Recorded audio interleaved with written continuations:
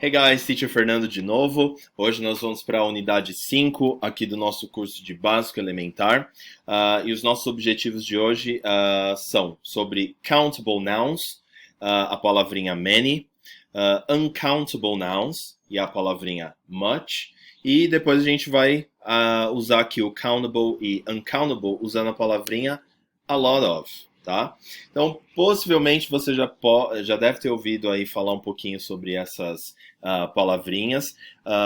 Então, assim, basicamente aqui, quando a gente fala de countable nouns, a gente está falando o quê? Dos substantivos contáveis, certo?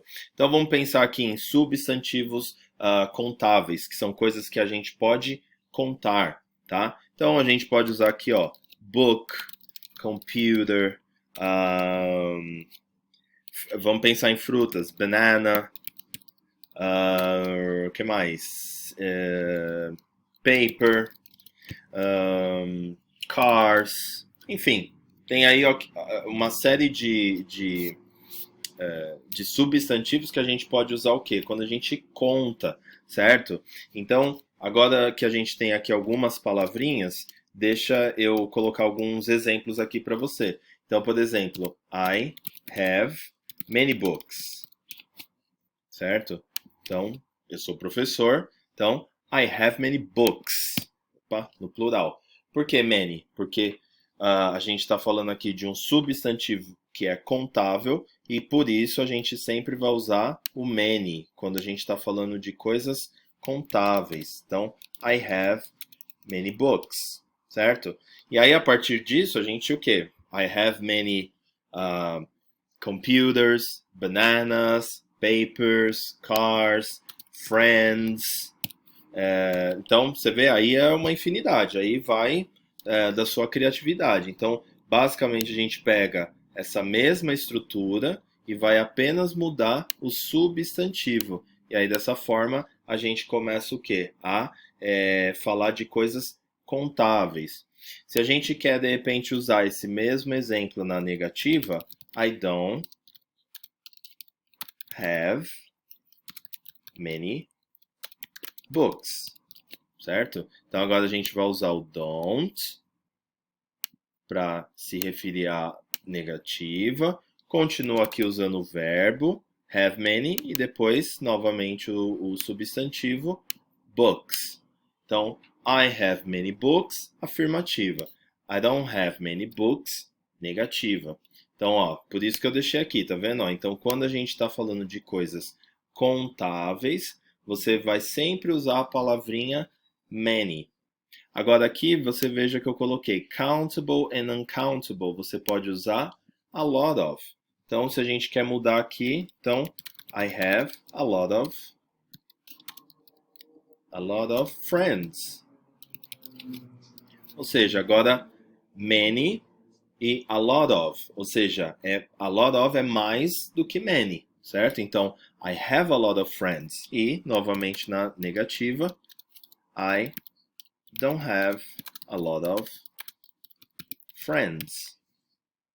Viu aí? Então, aqui a gente, I have a lot of, aí é a mesma coisa. Depois do a lot of, é só ir trocando o substantivo para você fazer a frase. Na negativa, mesma coisa. A gente usa o don't para indicar que é negativa. Vai usar o verbo. Vai usar aqui o a lot of. E depois a gente vai colocar qualquer substantivo dentro da frase. Então veja que a sequência é a mesma, né? A única coisa que vai mudar é o que? A palavra que a gente usa para se referir. Many, que seriam muitos, e a lot of, que é muitos, né? Mais do que o many, tá? Beleza. Agora a gente vai o quê? No uncountable, que são coisas o quê? Que a gente não consegue contar, certo? Então a gente aqui, por exemplo, pode falar de água, de dinheiro, do ar, né, que a gente respira. Então são coisas que a gente não consegue contar, não são palpáveis. Então, um exemplo aqui, I drink much water every day. certo? Então, I drink much water every day. Ou seja, veja que é a mesma estrutura. A única coisa que vai mudar é o que? Agora, em vez de usar o many, a gente vai usar o much. Por quê? Porque, no caso, água é incontável.